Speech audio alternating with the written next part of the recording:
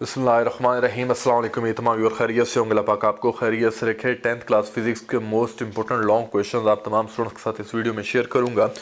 इंशाल्लाह काफ़ी हेल्पफुल रहेंगे। ये जितने भी लॉन्ग क्वेश्चंस आपको बताऊँ इन्हें लाजमी प्रिपेयर कीजिएगा। ये आपको पेपर में बहुत हेल्प करेंगे। ठीक है, तो जिस स्टूडेंट की प्रिपरेशन नहीं है, फिजिक्स के स्टूडेंट हैं, ठीक है, मतलब फिजिक्स का पेपर है आपका, चाहे उर्दू मीडियम वाले हैं चाहे इंग्लिश मीडियम वाले, इन क्वेश्चंस को आप लोग लाजमी प्रिपेयर करके जाइएगा। इंशाल्लाह आपका पेपर बहुत अच्छा हो जाएगा। मैं चैप्टर वाइज बताता हूँ। पहले मैं लॉन्ग क्वेश्चंस बताऊंगा, ठीक है। लॉन्ग क्वेश्चंस को लाजमी याद करना यार, ताकि अच्छे मार्क्स गेन कर सको। सबसे पहले हमारे पास आप लोगों ने चैप्टर नंबर 1 ओपन कर लो। बुक पास है तो बुक उठा लो, ठीक है, और जो जो मैं चीज़ें मार्क करा रहा हूँ उससे करते जो भी इंशाल्लाह अच्छा हो जाएगा। सबसे मोस्ट इंपॉर्टेंट जो चैप्टर नंबर 1 में लॉन्ग क्वेश्चन आ सकता है आपके पेपर में, वो है सिंपल हार्मोनिक मोशन की करेक्टरिस्टिक्स। देखो, जब भी ये सवाल अगर आपके पेपर में आ जाता है ना, तो आपने करना क्या है, इसकी करेक्टरिस्टिक्स लाजमी लिखनी है अगर करेक्टरिस्टिक्स पूछी जाए, ठीक है। अगर सिंपल कहें कि एक्सप्लेन एसएचएम, ठीक है, सिंपल हार्मोनिक मोशन, तो वहाँ पे आप लोगों ने क्या करना है, सिंपल हार्मोनिक मोशन की आपने सिर्फ डेफिनेशन लिखनी है, उसकी एक्सप्लेनेशन की हेडिंग देके एक्सप्लेन करना है, और प्लस आपने उसकी डायग्राम लाजमी बनानी है जो आप तमाम स्टूडेंट्स। अब इसमें भी दो तरह के क्वेश्चन आ सकते हैं, ठीक है। तो अगर सिंपल हार्मोनिक मोशन सिंपली कह दें तो आप लोगों ने ये जो आप लोगों के सिंपल हार्मोनिक मोशन एसएचएम वाली डायग्राम और ये पूरी एक्सप्लेनेशन शो हो रही है, इससे आप लोगों ने कर लेना है। इसका एक ट्रिकी क्वेश्चन भी पेपर में पूछा जा सकता है, वही मैं आपके साथ शेयर करता हूँ।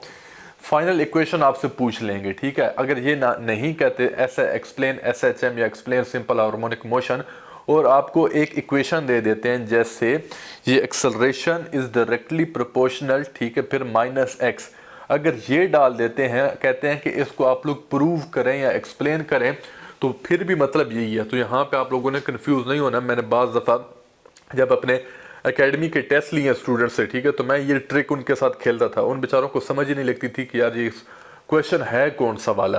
तो ये चीज़ आप लोगों ने इस चीज़ का ख्याल रखना है, ठीक है। तो ये आप लोगों की बुक के एंड पे ही दी हुई है, ठीक है।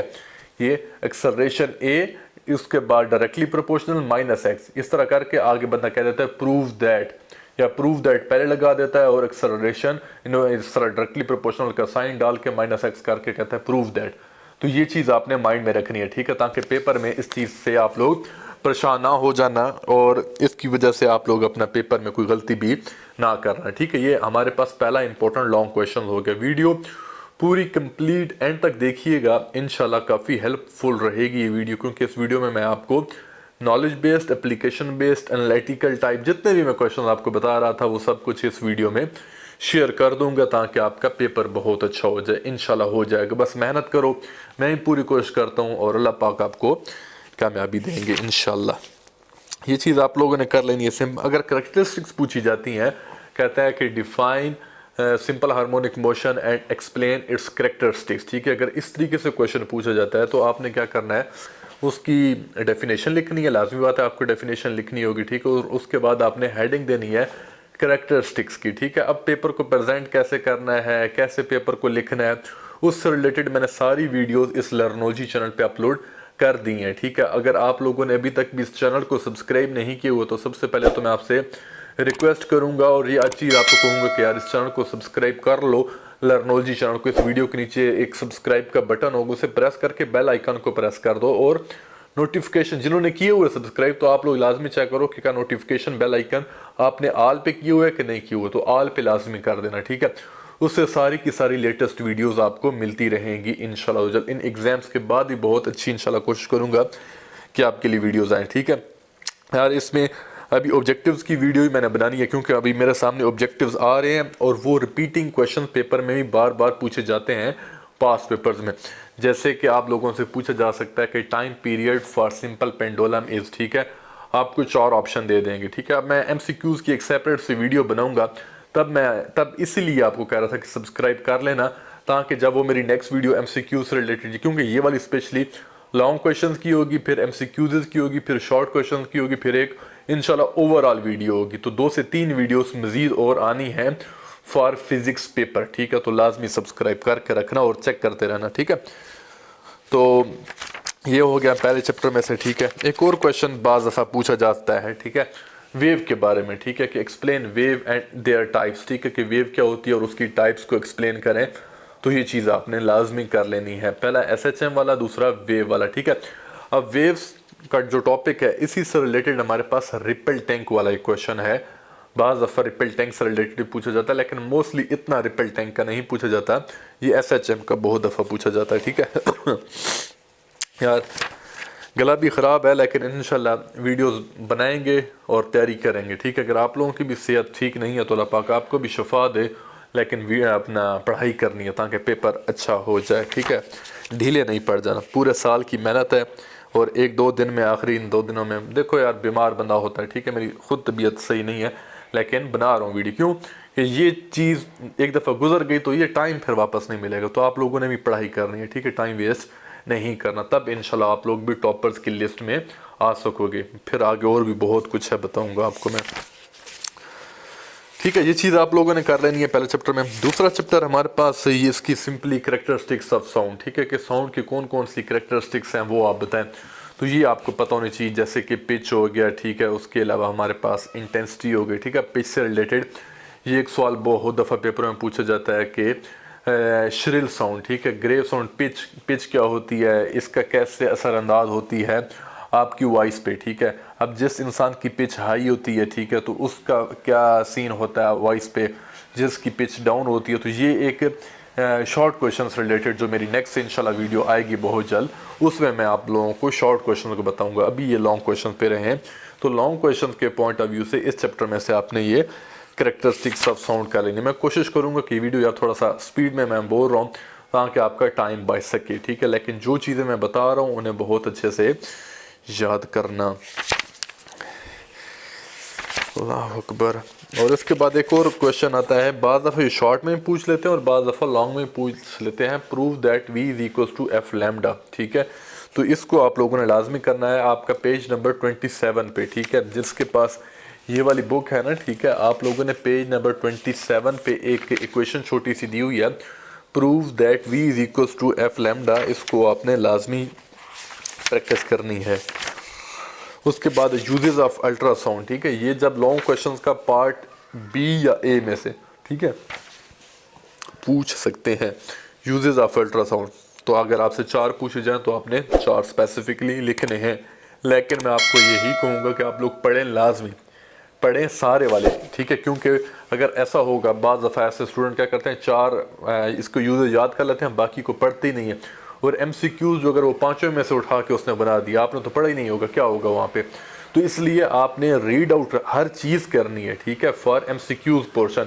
लेकिन अगर वो आपसे 4, मतलब यहाँ पे 6-7 लिखे हुए हैं, वो आपसे 4 यूजेस पूछ रहा है तो आप लिखो 4 ही, लेकिन जब आप पढ़ाई कर रहे हो ना, अपनी प्रिपरेशंस कर रहे हो, उस वक्त पढ़ना सारे। और MCQs के पॉइंट ऑफ व्यू वो जो अगर आप पहले 4 याद करो और वो 6 में या 7वें में से MCQs दे दे आपको, तो वहाँ पे आपके MCQs में नंबर कट सकते हैं। तब ही मैं आपको ये चीज़ें बता रहा हूँ कि इन चीज़ों को बड़ा दिमाग खोल के अपने एग्जाम्स की प्रिपरेशन करें, लेकिन परेशान नहीं होना।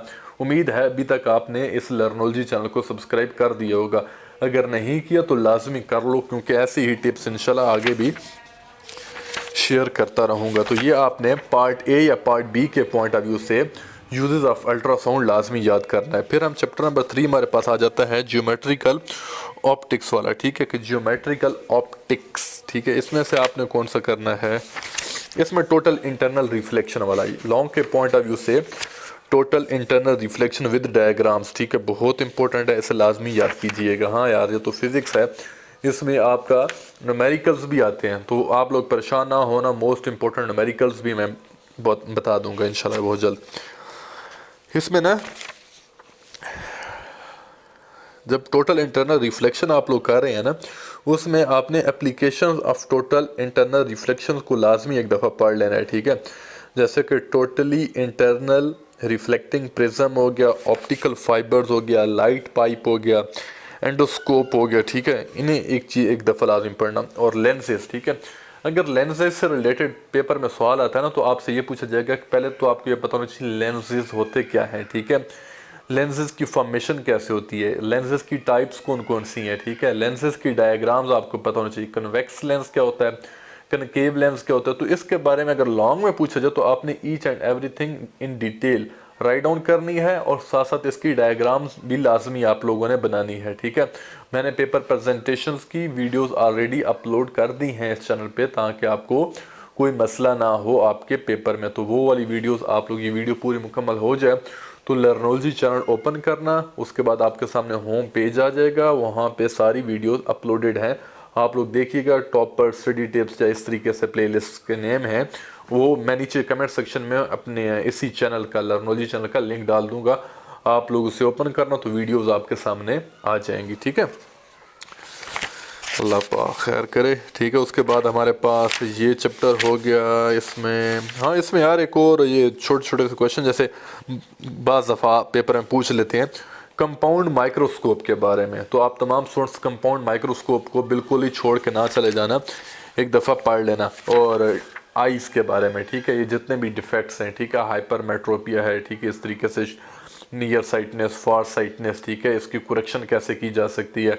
तो लॉन्ग में ये क्वेश्चन भी पास पेपर्स में बहुत दफ़ा पूछा गया, तो इस दफ़ा भी इसका चांस है, ठीक है। और जब इस तरीके से क्वेश्चन पूछा जाए तो इसके साथ आपने डायग्राम लाजमी बनानी है। सॉरी यार, लेकिन क्या करें, है गला सख्त ख़राब है। डिफेक्ट्स ऑफ विजन, ठीक है, अब जैसे मैंने आपको ऑलरेडी बता दिया, ठीक है, नियर साइटनेस, फार साइटनेस, इसके डिफेक्ट्स होते क्या हैं, फिर इसकी करेक्शन कैसे करते हैं, तो ये आपने लाजमी पता होना चाहिए आपको, ठीक है। पेपरों में ये चीज़ें आती हैं, छोड़ के ना चला जाना। इलेक्ट्रोस्टैटिक्स क्या होता है, इलेक्ट्रोस्टैटिक्स में हमारे पास एक तो बहुत इंपॉर्टेंट है डिटेक्शंस, ठीक है, कि डिटेक्शंस कैसे करते हैं, कोई भी हमारे पास चार्ज हो तो उसके हम डिटेक्शंस कैसे करते हैं। तो डिटेक्शन ऑफ चार्जेस पेपर में सवाल आ सकता है, इसे बहुत अच्छे से प्रिपेयर कर लेना प्यारे बच्चों। और हाँ, इसमें ना एक लॉन्ग क्वेश्चन मैं आपको बताता हूँ, ये मोस्टली हर दफ़ा पेपरों में आता है।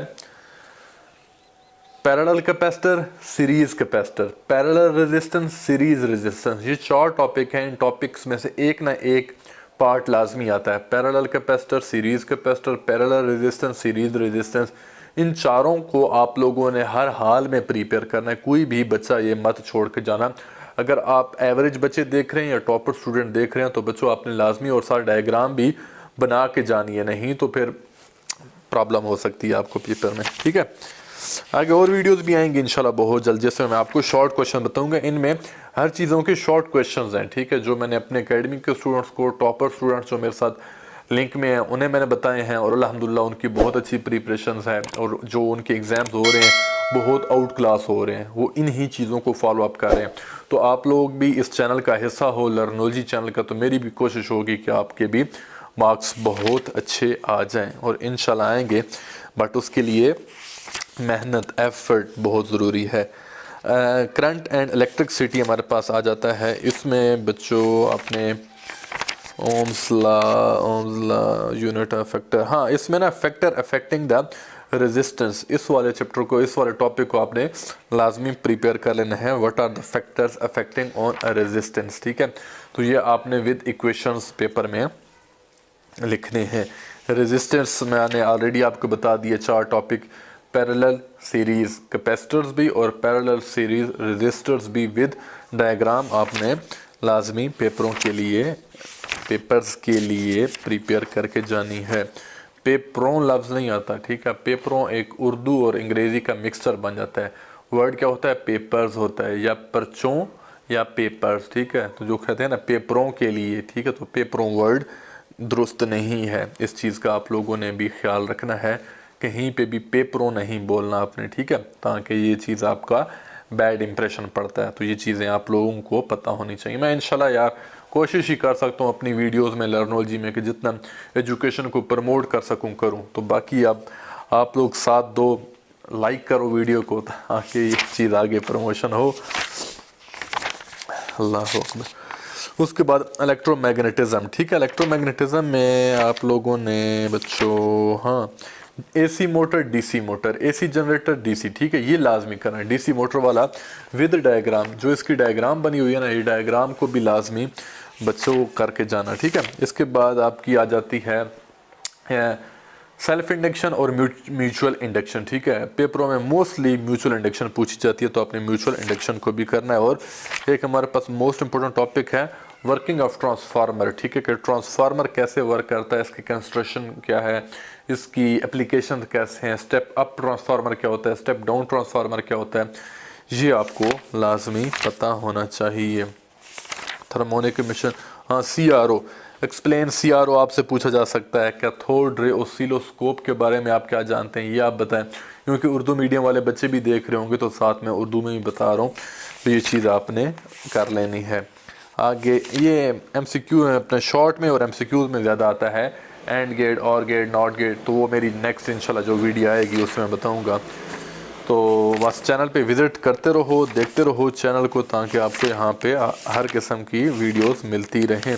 बाकी जो चीज़ें रह गई हैं, ठीक है, वो आपको मैं अपनी नेक्स्ट वीडियो में बता दूंगा। और जो आखिरी हमारे पास चैप्टर है, इसमें आप लोगों ने न्यूक्लियर ट्रांसम्यूटेशन वाला लाजमी याद कर लेना है, उसके बाद हाफ लाइफ को पढ़ लेना, और न्यूक्लियर फिशन रिएक्शंस क्या होते हैं और न्यूक्लियर फ्यूजन रिएक्शंस क्या होते हैं, ये आपने लाजमी प्रिपेयर करने हैं, ठीक है। ये जो भी कुछ मैंने बताया, ये सिर्फ specifically for long portion, long में पार्ट ए और पार्ट बी को मद्देनज़र रखते हुए ये चीज़ें मैंने गाइड की हैं।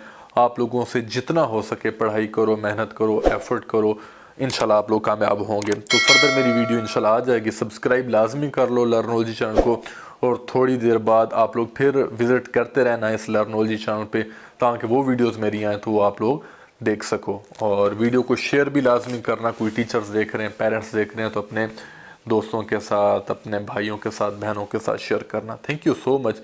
अल्लाह हाफिज़।